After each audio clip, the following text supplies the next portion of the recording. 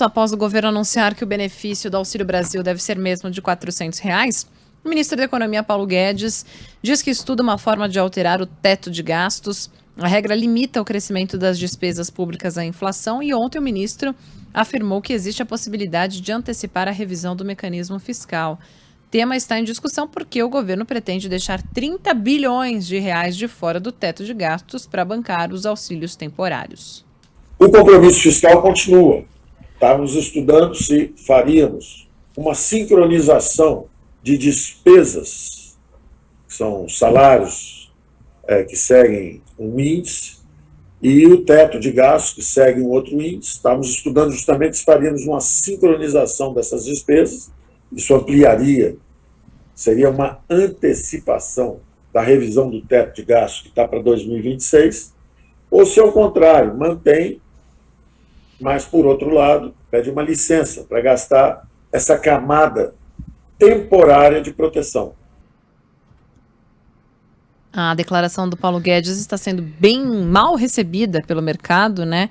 Com menos de uma hora para o encerramento do pregão hoje, o principal índice da Bolsa de Valores está caindo quase 3%. O dólar comercial agora tem alta de 1,2%, está cotado a R$ 5,66. Ainda há pouco, Jair Bolsonaro prometeu, sem informar a fonte de custeio, um auxílio a R$ 750 mil para caminhoneiros para compensar o aumento do diesel. 750 mil caminhoneiros. Perdão, 750 mil caminhoneiros. Obrigada, Fábio. Pois é, puxadinho e gambiarra. É nisso que consiste a política econômica do governo Bolsonaro. Em cima da hora, eles estão tentando fazer aí manobras para encaixar o aumento de um programa de transferência de renda, o aumento da renda transferida pelo programa, para que Jair Bolsonaro seja reeleito. Esse é o objetivo político. Aí se é noticiado o tempo todo o embate entre a equipe econômica e a equipe política, sendo que é um embate mais ou menos, né? É claro que você pode ter uma outra pessoa lá dentro da equipe econômica que bate o pé mais forte, mas a gente sabe que Paulo Guedes não bate o pé forte. Paulo Guedes é o tesoureiro da campanha de reeleição de Jair Bolsonaro, disfarçado de ministro da Economia. Tem lá o Bruno Funchal, no Ministério da Economia, que estava sendo aventado como um nome que poderia cair se houvesse, de fato, o furo do teto dos gastos. Mas o Paulo Guedes, a gente sabe que está junto para o que der e vier. Ele veio a público ontem para falar do waiver, né? Que é uma maneira de você disfarçar o puxadinho e a gambiarra. Então você tem o teto de gastos que limita o crescimento da maior parte das despesas públicas à inflação, registrada em 12 meses até junho do ano anterior. Agora, hoje, parece que houve um acordo para mudar essa forma de cálculo, para que os 12 meses, na verdade, não seja de julho até junho, mas de janeiro até dezembro, e com isso eles conseguiriam um espaço orçamentário melhor para encaixar tanto o aumento do agora chamado Auxílio Brasil, porque tem que tirar o nome de Bolsa Família para não associar o PT, tem que associar o Bolsonaro com propósito eleitoral, e também para encaixar emendas parlamentares, que é aquilo no que o governo Bolsonaro torrou um monte de dinheiro. Quer dizer, já gastou dinheiro com a compra de parlamentares, que são muito mais caros nesse sentido. Estou falando aqui pelos mecanismos políticos, né? Já falei que o mensalão foi internalizado. Hoje ele tem áreas de ilegalidade porque está nas brechas orçamentárias. Então, você tem aí possibilidade de haver uma janela com bilhões e bilhões de reais para que Jair Bolsonaro faça isso, só que o mercado reage mal a esses puxadinhos, a essas gambiarras. E aí a bolsa cai, o dólar sobe, e quando o dólar sobe, você tem um efeito dominó, você gera a inflação. A gente viu, e eu tenho analisado todo dia aqui no Jornal Local para falar do preço dos combustíveis, dessas paralisações de caminhoneiros. O preço dos combustíveis varia de acordo com o preço do barril do petróleo no mercado internacional e com a variação do dólar. Se você aumenta o dólar, obviamente você aumenta o preço dos combustíveis. Aí você tem até uma bola de neve, um efeito dominó, porque você tem todo o sistema aí, distributivo e outros produtos, até os alimentos, eles acabam podendo ter um repasse ali para o consumidor final, portanto aumentando seu valor, aumentando seu preço. E aí você vai turbinar um programa de transferência de renda para que o cidadão pobre, cidadão de baixa renda, em vez de receber R$190, né, ou R$300, receba agora 400, que é isso que Jair Bolsonaro tenta dar. Só que, ao mesmo tempo que você faz isso furando o teto de gastos, você tem uma alta do dólar, que gera uma inflação, e aí os produtos ficam mais caros.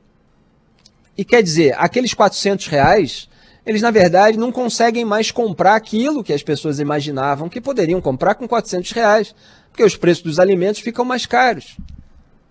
Então, quer dizer, é tiro no pé. Mas esse é o resultado de gambiarra e de puxadinho. Você faz uma coisa para ter um objetivo imediatista, mas quando você vai ver no fim das contas, você causa um prejuízo igual ou maior. E, lamentavelmente, esse é o governo que se diz liberal. É o governo que havia prometido privatizações. Paulo Guedes falava em obter até R$1 trilhão, que ele nunca conseguiu, com venda de ativos e tal. As reformas, só conseguiu a da Previdência porque já estava engatilhada no governo anterior. Não avançou a administrativa, como eu falei agora há pouco, não avançou a tributária.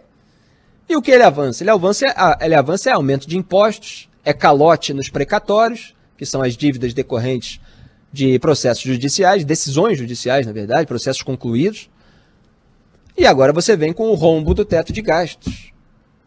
Então o que se faz é aquilo que se chama aqui no Brasil de populismo fiscal. Eu nem gosto muito dessa expressão porque no Brasil se confunde muito o populismo com o assistencialismo, né? O populismo está mais para esse maniqueísmo, esse binarismo, esse confronto do nós contra eles, dos excluídos contra aqueles que estão no poder, contra o establishment e tal. E o assistencialismo, geralmente, muitas vezes é distorcido até, porque ele tem um significado, se ele for bem aplicado, com esses objetivos eleitoreiros.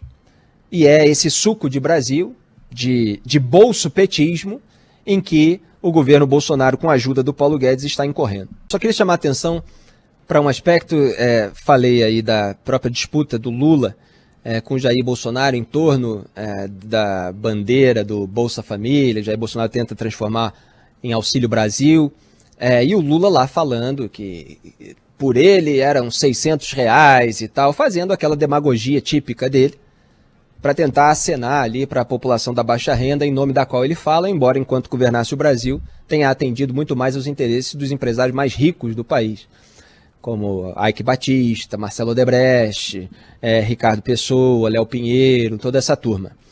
Muito bem, o Lula então faz esse apelo publicitário, esse apelo de propaganda no nível bolsonarista. O Eduardo Leite está com um discurso diferente. A questão é como tornar esse discurso também atraente, também sedutor para o eleitorado, que é o discurso da racionalidade, do pragmatismo. Então ele falou, como eu já chamei a atenção nesse programa, que precisa de um governo enxuto para ter recurso e aplicar naquilo que promova a população de baixa renda, e disse nesses dias no Twitter: o que populistas não entendem é que pensar o teto de gastos é pensar na população. O populismo não apenas fura o teto, ele fura o futuro, subindo a inflação e juros, o que atinge renda e emprego dos pobres. O país precisa de responsabilidade fiscal para ter responsabilidade social. Tá certo o que ele está falando. A questão é você fazer uma campanha com a bandeira da responsabilidade fiscal. Ela não é uma campanha muito atraente, né? O povo precisa de uma empolgação, precisa de um sonho, precisa de algo assim. E essa é a dificuldade de encontrar sensatez empolgante contra aqueles populistas que promovem terreno na Lua, né? Que prometem terreno na Lua e, obviamente, nunca cumprem.